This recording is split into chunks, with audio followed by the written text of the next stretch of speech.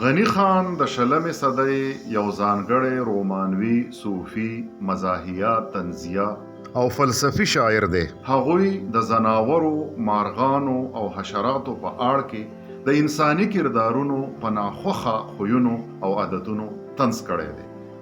لکه د مچ په اړه کې په قاتل او حرامخور رور باندې داسې طنز کړی دی. بې غیرته خو یې دومره د مړ رور وینه سټې، ای شهیده د کبابو، ای غازی د پراټې، که 50 خپلوان دې مړه شي ته د خپله خویه ناوړې، وی دا سر د خېټې زار شه شړپ شي زیړه خېټه واوړې. دغه شانتې د میږي په اړه کې خودغرضه او لالچي انسان د طنز په غشو سورې سورې کړی. یو قدم ناخلې ته بې غرضه، الله دې وساتي مو د دې مرضه. راځئ چې واورو چې د قارغه په اړه کې غني خان په چا د طنز د غشو باران ورولی.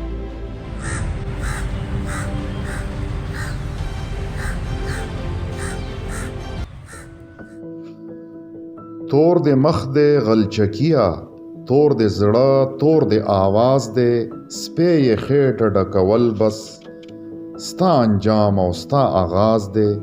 چاټورۍ که د مستو وي که د اچکې د کچالانو، که پولاو د خان لالاوي وظیفه د ملایانو، ستا په هر څه کې حصه ده ټول جایداد دی ستا د پلار. یا ټونګې وې یا ټغېږې، نه آرام کړې نه قرار. غل هم غلې بې غیرته د پوټي چرګوټي غله، نه د پړق شته نه د لته ډک د شوره د چل وله. موټی خېټه کې د پروت ډنډ د هرستا تارین دی، نه ډکیږي نه یخیږي عجیبه در کې مشین دی. که د سوټو څخه ډیران وي که اگۍ وي د کورکوړې، که بچي د تورانۍ وي که وسخه مردار کبوړې، که غریب وي که ماشوم وي که حلال وي که حرام، ورته ستا ګېډه کې درد وي که سحر وي که ماښام. بل مارغه کې دومره پوهه دومره چل او هنر نشته، خو افسوس قارغه پتا کې د عقاب سره وزر نشته. تش په چل سرداری نشي د سړو نه د مارغانو، دا په مینه مستی کیږي په موړ زړه د لیونیانو. ستا ټغار د سپي کړنګار دی، یوه چغه د دلوږې، د بلبل په شانې نه یې د شبنم د ساس کې تګې.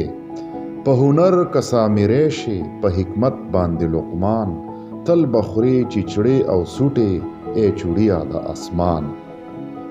سره ګلونه د لولۍ دي، شنې کمرې دي د کری، یخ سحر د تورانۍ دی مازیګر د توتکري. ستا حصه د دغه سوټې دغه شور او دغه منډې، دا کنزل د خدمتګارو دغه چغې دغه غونډې.